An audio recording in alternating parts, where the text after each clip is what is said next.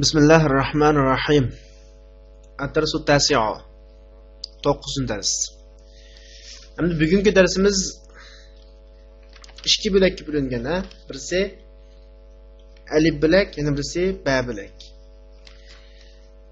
Endi ikki bo'lakda nuqtaliq grammatikadan ikkisi so'zlanadi. Bugungi grammatika sal muhim, ha? Birisi sifat,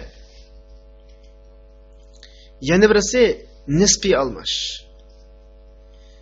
Endi Uyg'ur tilidagi sifatlarni bir aslab baqaylik.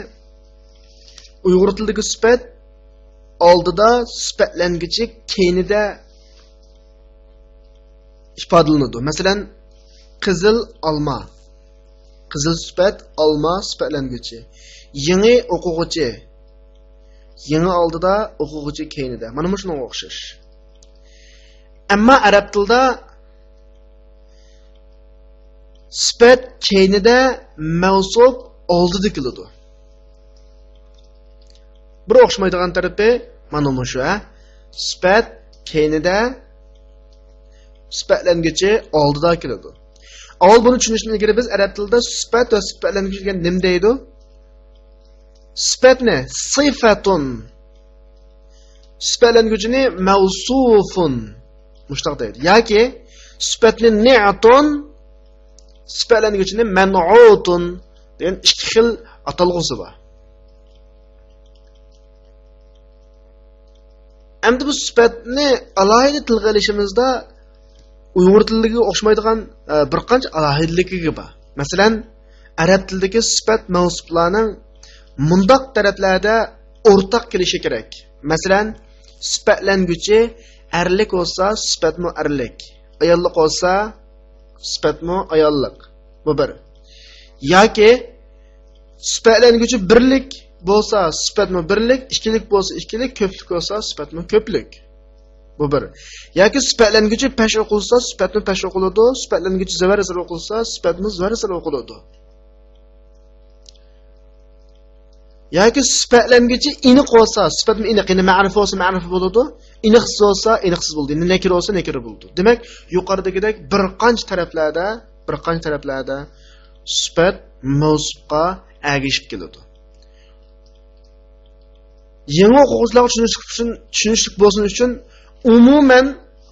umuman holatlarning hammasida sifat mavsuf bilan birdek keladi deb tushunsak ham bo'ladi, ha? Sifat mavsuf bilan birdek keladi deb tushunsak bo'ladi.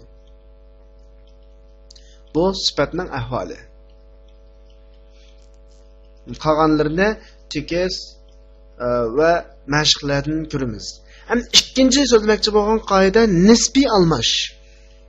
Ya'ni bu arab tilidagi doim uchrab turadigan allazi ayollar ishlatilinsa allati. Dal mush ikkisi nisbiy almash deb ataladi. Erlarga allazi, ayollarga allati. Va ko'p o'qitirmiz-ku, ya ayyuhallazina deb. Lazina dal allazining ko'pligi. Ana bu allazi deganning jumlada ishlatilgan shakli cho'qim keynida birdan jumla kelish kerak. O'zi yolg'iz ma'no chiqmaydi. Allazi allatining yolg'izlam buning ma'nosi manda chiqib degili bo'lmaydi. Ammo allazi va allatilardan keyin cho'qim bir jumla kelish kerak. Agar allazi allatidan keyin kelgan jumla ismliq jumla bo'lsa,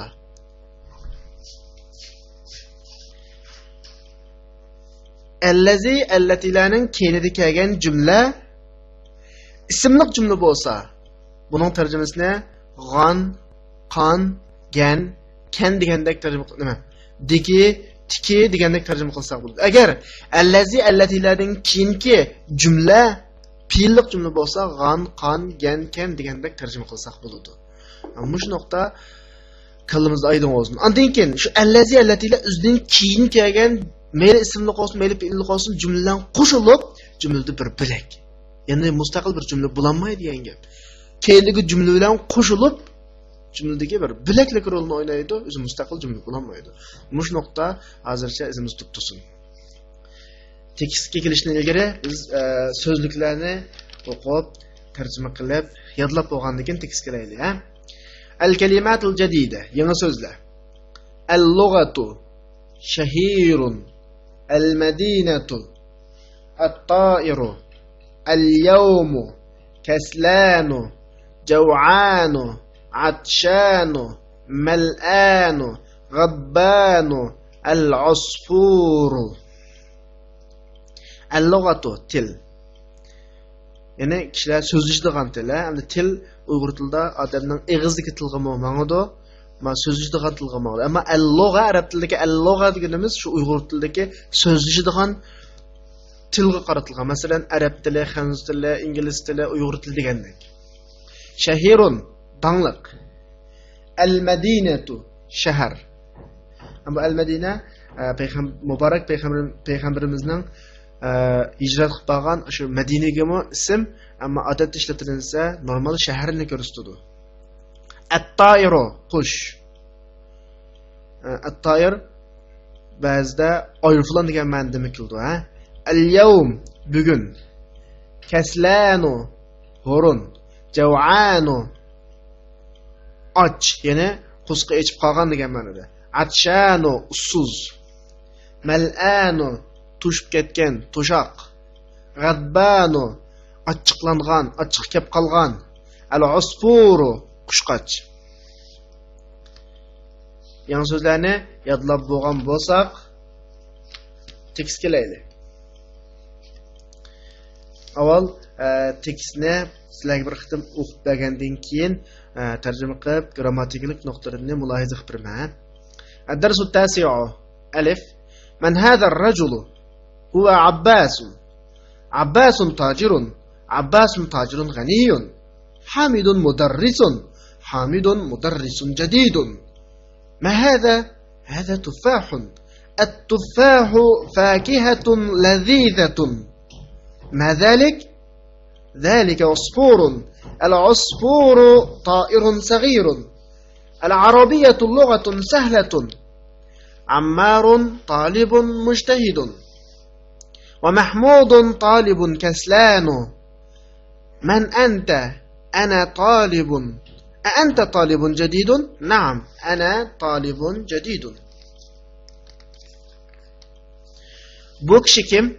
Bu jumlada bugungi maqsadli grammatik yo'qib, oldingi darsdagi badallik birikma to'g'riliq grammatik hukmba uni tushunib olsak bo'ladi. Ar-rajul hazar rajul ikkisi qo'shilib badallik birikma. Huwa Abbas, u Abbas. Abbasun tajirun, Abbas bir savdogar.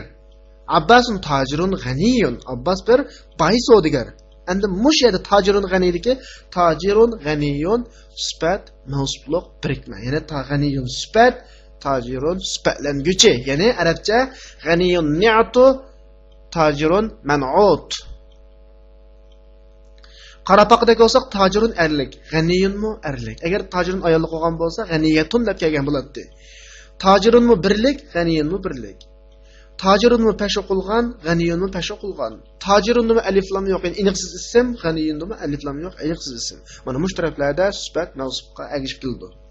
Hamidun mudarrisun, Hamid bir o'qituvchi. Hamidun mudarrisun jadidun, Hamid bir yangi o'qituvchi.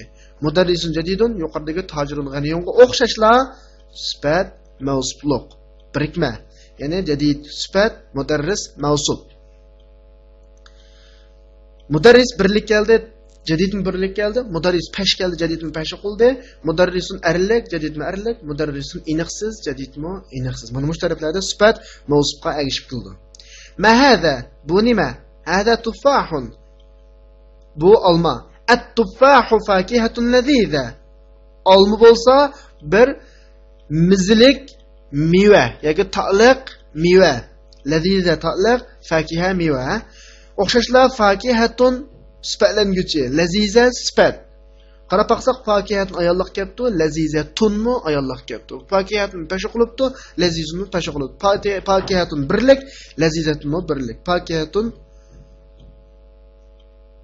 iniqsiz, lazizatunmu iniqsiz keldi. Ma zalik? Aw nima? Zalika usfurun, aw qushqoch. Al-usfuru ta'irun saghirun. Qushqoch bir kichik qush. Sag'ir sifat, ta'irun sifatlanguvchi. Yuqoridagidek ahvollar tutuluq agishidi va birlikka birlik, peshi qilsa peshi qilgan, erlikasi erlik kelgan, iniqsizgasi iniqsiz kelgan taraflarda. Al-Arabiyyatu lughatun sahla. Arabcha bo'lsa oson bir til. Al-Arabiyya arabcha oson bir til. Lughatun til, sahlatun oson. Lughatun sahla sifat mavsuflik birikma. Lughatun sifatlanguchi, sahla sifat. Lughatun ayollik shaklda keladi, sahlatun ayollik shaklda keldi, pesh o'qildi, pesh o'qildi, birlik keladi, birlik keldi, iniqsiz keladi, iniqsiz keldi. Ammar talibun mujtahidun. Ammar bo'lsa bir tirishchan o'quvchi. Burundagi mujtahid, tirishchan, talibun o'quvchi. Ya'ni mujtahid sifat, talibun mavsuf. Ya'ni sifatlanguchi. Yuqoridagi agishadigan ahvollarning hammasida bu o'xshash agashdi, Va Mahmudun talibun kaslanu. Mahmud bo'lsa bir hurun o'quvchi, bu o'xshash. Man anta, siz kim? Ana talibun, men bir o'quvchi. Anta talibun jadid. Siz yangi o'quvchimi? Na'am, ana talibun jadid. Men yangi o'quvchi. Ana shu o'rinda talibun jadid yani sifat mavsuf birikma. Am mushakiga vaqtda o'quvchilarning kelasiga bir savol keldi-ku deyman. Talibun jadidun. Talibun mujtahidun. Fakihatun lazizatun. Tajirun g'aniyun. Yuqoridagi sifat mavsuflik birikmalarning hammasida sifatlanguchimi qo'sh o'qilgan, sifatmi qo'sh o'qilgan. Ammo talibun kasla nuda talibun qo'sh o'qilgan bo'lsa-mu, tanvin kasla nu deb nima o'qilgan, taq o'qilgan. Bu qanday gap desa, sifatlarning ichida shunday bir sifatlar borki, g'ayri munsirib deb ataladigan. Men oldingi darslarda bir darsda ismlar munsirib, g'ayri munsirib deb ikkiga bo'linadi. Munsirib ismlar qo'shma o'qiladi, zavar zir pashma o'qiladi. Depagan.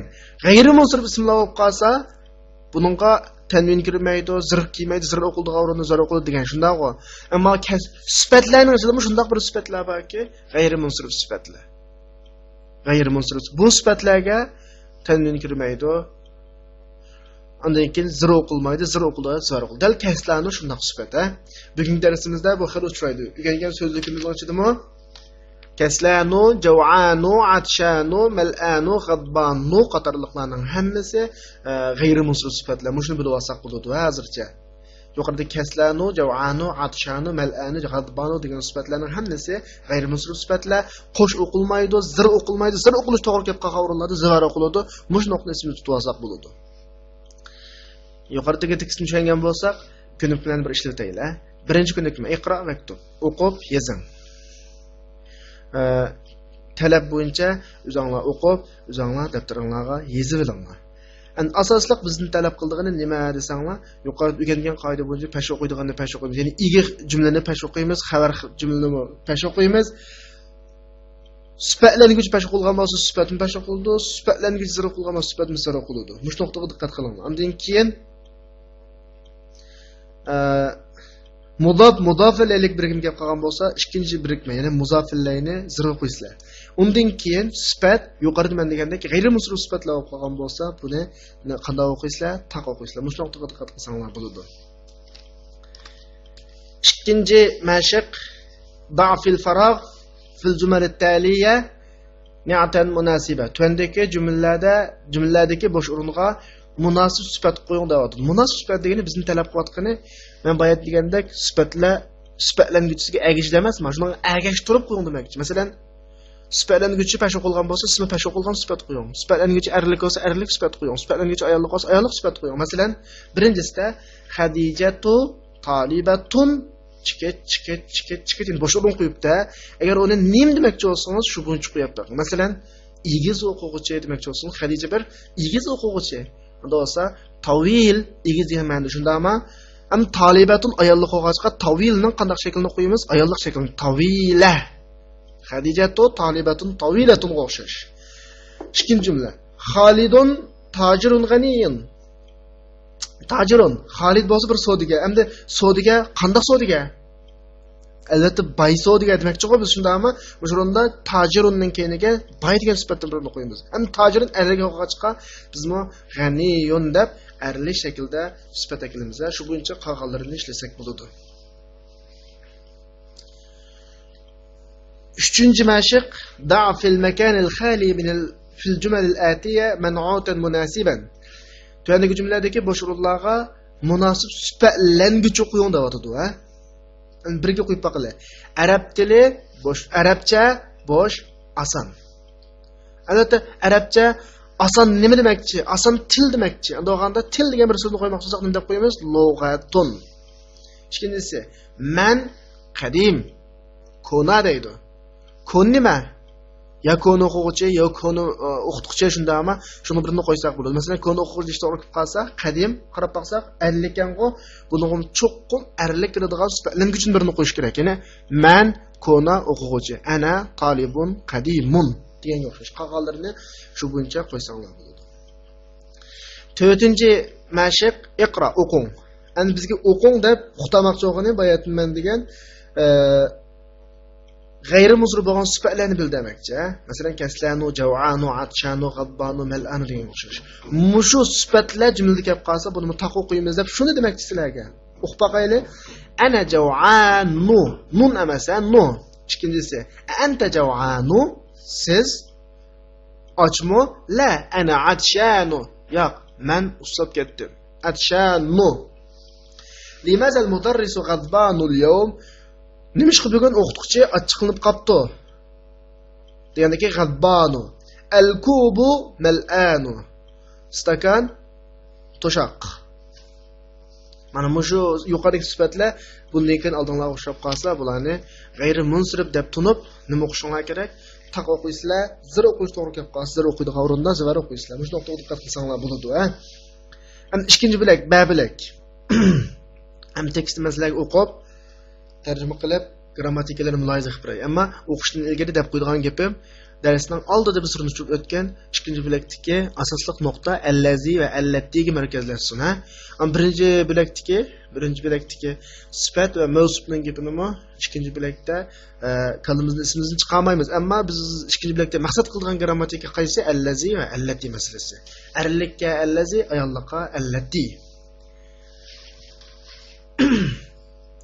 أين المدرس وفي الفصل وأين المدرس الجديد وعند المدير أين الطالب الجديد ذهب إلى المكتبة من ذلك الرجل الطويل الذي خرج الآن من المدرسة هو المدير الجديد ومن الولد الصغير الذي خرج الآن من الفصل هو ابن المدير الجديد لمن تلك السيارة هي للمدير الجديد لمن هذا الكتاب الكبير أهو للمدرس؟ لا هو للطالب الجديد أين الملعقة الصغيرة؟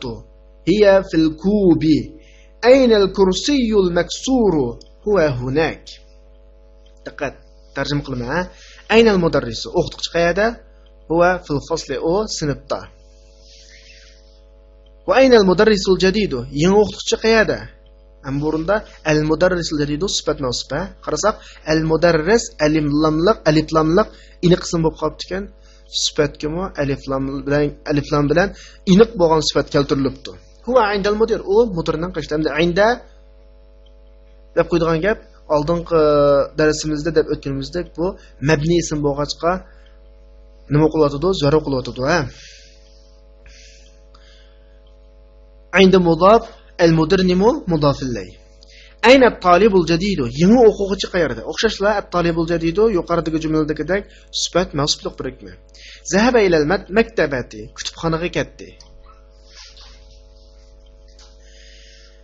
من ذلك الرجل الطويل الذي خرج الآن من المدرسة؟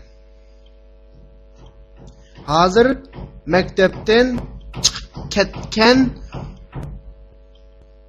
avu igiz odam kim?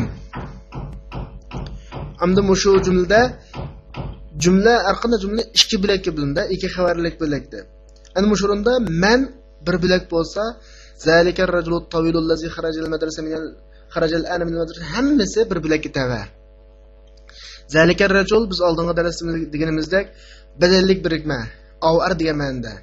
At-tawil birinchi sifati, ya'ni igiz odam. Allazidan tatib oxirigacha nima ikkinchi sifati Manda ishlar qilgan. Ana allazni bayatni degandek, g'an qanday tarjima qilamiz dedim-ku, keyindan agar fe'l jumla kelib qolsa. Endi allazning keyingi xarajal ana min al-madrasa hamma jumla qo'shilib, allazining silisi, ya'ni to'liqlama jumlasi, ulanma jumlasi deb ataladi. Ismli jumla kelib qolsa deketdik. Agar fe'l jumla kelib qolsa hozirgidek hozirlar maktabdan chiqib ketgan odam. Dediki, allazi g'anqan. G'anqanni qo'shib bilan ar-rajul qo'shsak, chiqib ketgan odam kim? Qayta. Hozir maktabdan chiqib ketgan o egiz odam kim? Val mudirul jadid. U yangi mudir. Wa man al-waladu as-saghir allazi kharaja al-ana min al-fasl. Hozirlar sinfdan chiqib ketgan kichik bola kim? Bu jumlani yuqori jumla o'xshash. Allazi kharaja chiqib ketgan kichik bola. Huwa ibnul mudiril jadid. O yangi mudirning o'g'li. Mana shunga qarab boqaylik. Huwa iga ibnul mudir xabar. Ibn mudaf al mudir muzaf ilayhi wajqa mudir zikr qildimi? Al jadid mudirning sifati bo'lg'achqa al mudir zikr qilg'achqa al jadid zikr qilyotdi, ha? Liman tilka sayyaratul jamila. Aw chiroyli mashina kimning? As-sayyaratul jamila nisbat nasblik birikma. Hiya lil mudir al jadid. O yangi mudirninki. Liman hazal kitabul kabir. Bu cho'ng kitob kimning? Al kitabul kabir. O'xshashlar sifat nasblik birikma. Ahuwa lil mudarris. O o'qituvchining-mi? La huwa lit talibil jadid. Yo'q, o yangi o'quvchining. Ayna al mil'aqatu as-saghira. Kichik qo'shiq nada? Hiya fil kubi. O stakanda. Ayna al kursiyul maksur. Sunuq o'rindiq nada? Huwa hunak. O av yerda. Yuqoridagi jumlalardagi tekstdagi dars so'zlangan grammatikalarni qayta tahlil qilinglar. Tamarin. Darsdagi ko'nikma. At-tamrinul awwal. Birinchi ko'nikma iqro maktub. O'qib, yezing deyotdi. Asosliq bizning talab qildig'ini tuvandagi jumlalarning ichidagi sifat mavsufliq, undan keyin allazi allatilik jumlalarni tahlil qilish.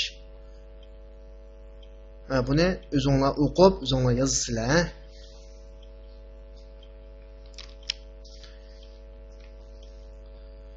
İkinci meşik imra fil farag fi ma yali bin na'ti allazi beyne qawsayn ba'da tahliyatihi bi al 'inda al-luzum.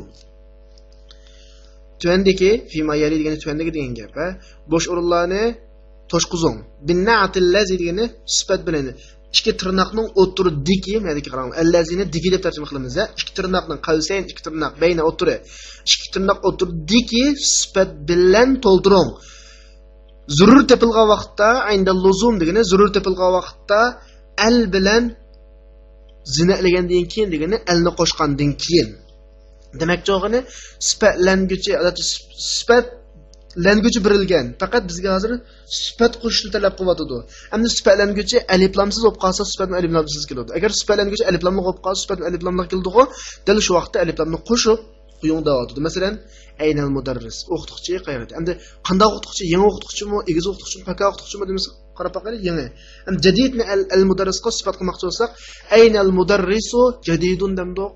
Yo'q. Chunki mavsuf sifatlanguvchi al mudarris alif lam bilan bo'lg'achqa jadidni alif lam bilan aynal mudarrisul jadidu deb sifat keltiramiz, ha. At-tajirul kabir, at-tajiru bosh o'rin pisuq. Savdogar bozorda. Endi kabir deganni atarga sifat keltirganda, sifatni qanday keltirdik? Tajir erlik bo'lg'achqa kabirma erlik, tajirda alif lam bo'lg'achqa kabirga alif lam keldi. At-tajirul kabiru suq degan shaklda keltiramiz, ha. Qolganlarini o'zinglar qilib baqsanglar bo'ladi. 3-mashiq tuandigidan o'qing. O'qishni talab qilgan jumlalarning hammasida allaziga alohida ahamiyat bering degan asosda asosiy qo'yibdi-ku. Allazi degan birikmaninkini nisbiy almashning jumladagi ifodalash shakliga diqqat qilinglar. Birinchisini o'qib boqaylik. At-talibul lazi kharaja min al-fasl al-an min Indonesiya. O'rindagi al-an g'icha hammasi jumlaning bir bo'lagi. Min Indonesiya oxirgi bo'lak. Demak, ikkiga ayirib tarjima qilamiz. Hozir sinfdan chiqib ketgan o'quvchi jumlaning egasi. Indoneziyadan. Jumlaning xabari. Ammo shu o'rindagi xaraja min al-fasl al-an hammasi qo'shilib allazininki ulanma jumlasi. Şu allazi şu cümleler bilan qo'shilib turib, g'anqan degan ma'noni ifodalab, at-taliqun bo'ldi, sifat bo'ladi. İkincisi, el-kitabu allazi alal maktab lil mudarrisi. Üstel üstüdeki kitap o'qituvchining. El-kitabu allazi alal maktab hammasi qo'shilib jumlaning bosh egini mubtada bloki bo'ladi, ya'ni igi bloki. Lil mudarris xabar bloki. Ana bu o'rinda allazi alal maktab hammasi qo'shilib el-kitobning sifat bloki bo'ladi. Allazi nima el-kitobning allazi nisbiy almash alal maktab uningki keyinda ulanib keladigan ulanma jumlasi, sili jumlasi bo'ladi. Üçüncüsü, liman hazal qalamul jamilul lazi alal maktab. Üstüdeki bu chiroyli qalam kimning? Mushu o'rinda liman bir bo'lak. Jumlaning bir bo'laki, keyindagi butun so'zlar hammasi qo'shilib yana bir bo'lak. Tarjima qilsak, hazal qalam asosiy bo'lak bo'ldimi? Ya'ni badallik shundan, badallik birikmadan chiqqan asosiy bo'lak. Al jamil uning sifati. Allazi alal maktab. Üstüdeki degani ikkinchi sifat. Birinchi sifat, ikkinchi sifat va sifatlanguvchi hammasi qo'shilib bir bo'lakka hisob liman degan ayrim bir bo'lak. Al-baytul lazi fi zalika shari' lil vazir. Av yo'ldagi shari' ko'cha, yo'l degan ma'noda, av ko'cha yoki yo'ldagi cho'ng uy ministerning. Anmarundagi al-bayt bu asosiy bo'lak, ya'ni jumladagi igi bo'lak. El-kabir sifati. Allazi fi zalika shari' hammasi qo'shilib yana bir sifat. Allazi nisbi almash fi zalika shari' shundan ki ulanma jumlasi. Lil vazir xabar bo'ladi. As-sariru allazi fi ghurfati Xolid maksur. Xolidning yatag'idagi karvat sunuq. Ma'rundagi as-sarir bosh bo'lak, ya'ni igi bo'lak. Allazi fi ghurfati Xolid. Xolidning yatag'idagi degani ashunday sifat bo'laki maksur xabar bo'lak. Allazining masalasini shu bo'yicha tushunsak bo'ladi.